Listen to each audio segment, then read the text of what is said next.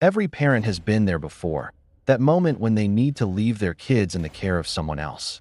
And the vast majority of the time, everything goes well. The person you left in charge keeps your kids safe while you're away. But every now and again, something goes horribly wrong. And that is exactly what happened in the following cases. Welcome back to my channel. Today we are going to be looking at the shocking real cases of when people who were supposed to look after children ended up being a danger to them. Story 1. A father's worst nightmare. In August of 2013, 14-year-old Keelan Clark was about to have a sleepover with some of his friends. His mother, Brandy Clark, had gone to a lot of trouble to make sure he and his friends would have a good time. She prepared food for the party and even bought a bounce house that she set up in the backyard. But it wasn't long before the fun came to an end. At around midnight, Brandy received a call from her neighbor saying that there was a fight coming from her home. So she immediately called 911 and raced back home. What she found was every parent's worst nightmare. Her son Keelan was missing. And to make matters worse, she soon discovered that her 15-year-old daughter Keelan had also disappeared. Their two friends were also nowhere to be seen. But that was not the only thing that police found when they searched the home. They found Keelan's body in the basement and then the bodies of his two friends in the backyard. It seemed clear to the police that all three boys had been shot and killed. And the question was, who was responsible? Brandy began to think about who could have committed such an atrocity. She thought back to that day when she had advertised for a babysitter. She remembered two men responding to her ad, Marcus Anderson and Devarius Thomas. And both men claimed to have experience working with children. Anderson even claimed that he worked for the Boys and Girls Club. After showing the men around the house, Brandy hired them both. But little did she know that she had made a terrible mistake. After the arrest of Anderson and Thomas, it was discovered that the motive for the crime was robbery. The two men had responded to the ad in order to rob the house.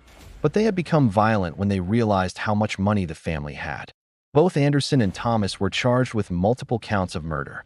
But there was a big question that still needed to be answered. What happened to Brandy's daughter, Keelan? The police continued their investigation into the crime, and it was not long before they got their answer. It appeared that after killing the boys, Anderson and Thomas took Keelan to an ATM to withdraw some cash using her debit card. Then they drove her to another location and buried her body.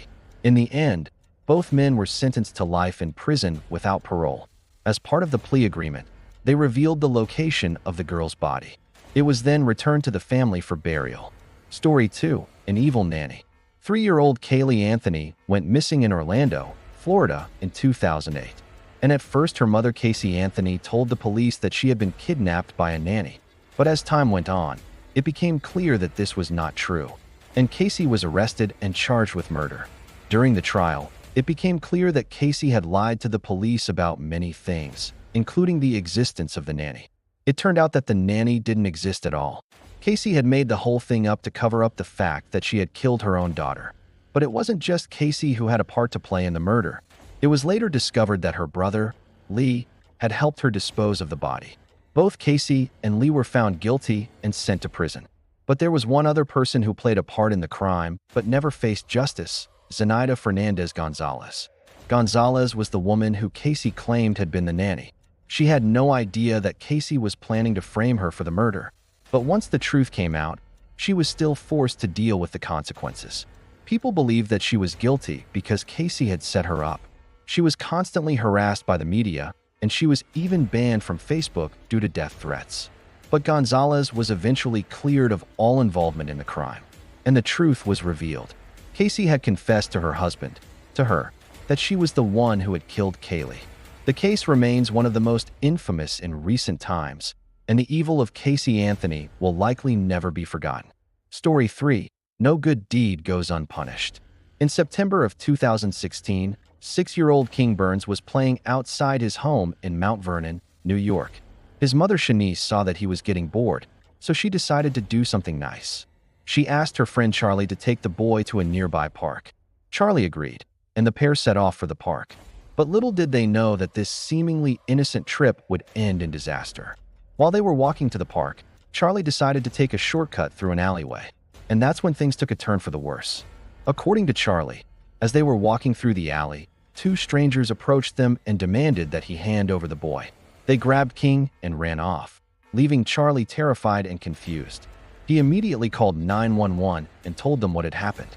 The police were quickly dispatched to the scene and a massive manhunt ensued. But despite the efforts of the police, King was nowhere to be found. It was not long before Charlie's story began to unravel, and the police began to suspect that he was lying to them. When questioned further, Charlie admitted that he had taken the boy to the park, but said that he had left him there before going to get some food. However, when the police searched the park, they found no sign of King. They also spoke to witnesses who confirmed that Charlie had dropped the boy off there, but no one had seen him since. With no leads, the police were at a loss until they searched Charlie's car. That's when they found blood in the trunk. This was enough evidence to charge Charlie with kidnapping. And when they searched his house, they found even more evidence. It was then that the police learned that Charlie had used his fireplace to burn away evidence. And they soon discovered the horrifying truth. Charlie had confessed to his girlfriend that he had killed the boy. According to Charlie, he had planned to kidnap and murder a child for some time. And when King came along, he took the opportunity. He hit the boy over the head and then wrapped him in plastic. He then tried to get rid of the body by burning it in his fireplace, but it was too big. He eventually managed to burn the body and disposed of the remaining ashes in different locations. Charlie was convicted of second-degree murder and was sentenced to 25 years in prison. Some believe that the sentence was too harsh, but considering the brutality of the crime, do you agree or not? Story 4: A Twisted Game. 17-year-old Mary Claire Baldock was looking forward to a night in with her boyfriend, but she never made it home. Instead, her lifeless body was found the next morning in her boyfriend's apartment.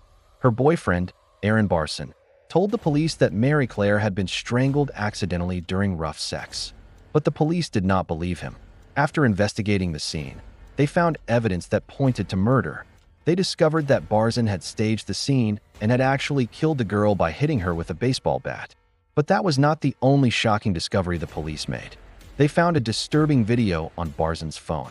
In the video, Barzan was seen bragging about how he had killed Mary Claire and that he had done it several times before. It turned out that Barzan was a serial killer. He had been targeting women and then filming the murders. When the police searched his home, they found evidence of other crimes. It appeared that Barzan had been keeping trophies from his victims, including jewelry and clothing. He was eventually convicted of murder and sentenced to life in prison without parole. That was the last time Barzan would ever brag about his crimes. Thank you for watching. If you enjoyed this video, be sure to check out my other content. And if you want to support me, please like and subscribe. Until next time.